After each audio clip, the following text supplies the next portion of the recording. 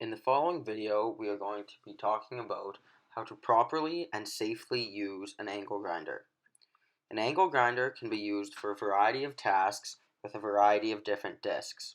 But for the purposes of this video, we are going to be talking about grinding to remove material with metal specifically. So an example of when you may want to do this is if a weld is going to be visible, you may want to grind it down. In addition to this, you may use it to help shape an object after forging. So for example, if you were making a cold chisel, you would get the chisel to rough shape while forging, but then you could bring it to the grinder to help get it to the final desired shape. The personal protective equipment required for this machine is hearing protection,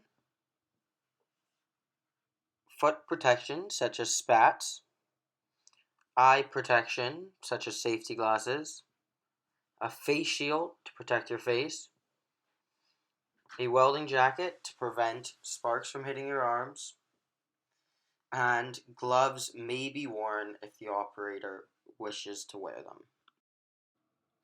Before putting on any personal protective equipment, be sure to tie back long hair and remove any loose jewelry or clothing that could get caught in the machine. The parts that are required to know in order to operate the angle grinder safely and properly are the spindle lock button, the trigger, the handle, the wheel guard, and the disc.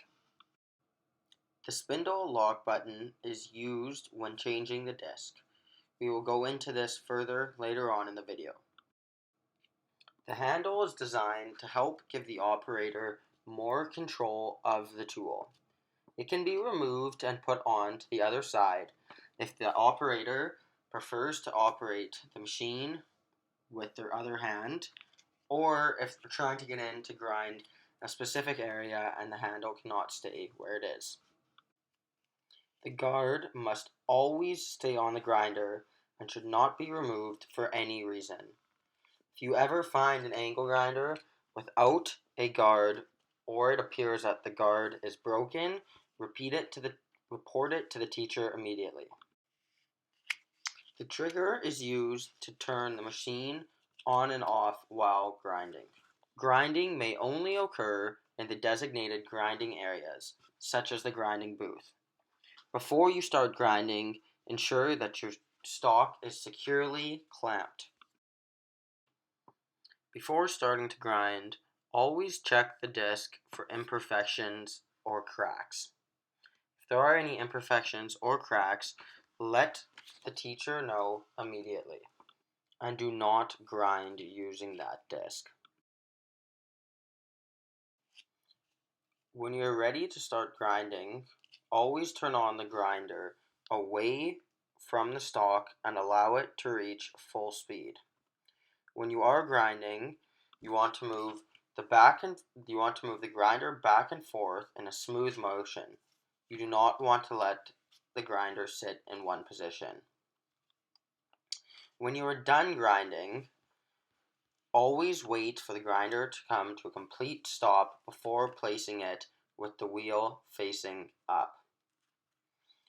Be careful when removing your material, as it will most likely be hot due to friction. The disc on the angle grinder may be changed only while the angle grinder is unplugged.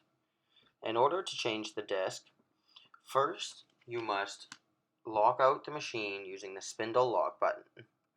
Next, you will insert the spanner wrench into the two divots on the nut of the angle grinder. Once you've loosened it, you can spin the nut off, remove the disc, put on the disc that you would like to grind with, put the nut back on, spin it back on, tighten it up, and then you are good to use that grinding disc. As a quick review of all the safety rules to properly use the angle grinder. First, the guard must always be in good working order. It should not be removed for any reason. Keep all appendages clear of the blade. Face shields must be worn during the operation and setup of the machine and material. Before starting to grind, check the unplugged grinder disc for imperfections and cracks. Discs may be changed with the spanner wrench only while the machine is unplugged. Hearing protection is required for the operator of this machine. Remove all jewelry or loose clothing that could get caught and tie back long hair. Work should be securely clamped in place before beginning. Start the grinder away from the work and allow it to reach maximum speed before touching it to the material. When grinding, move the grinder back and forth in a smooth motion. Do not rest the grinder in one place. Allow the blade to come to a complete stop before placing the grinder down, disc side up. When removing material or your stock, be careful as it will be hot due to friction. If you have any questions at all about the angle grinder, please do not hesitate to ask the instructor. Now, please start preparing for your upcoming safety test.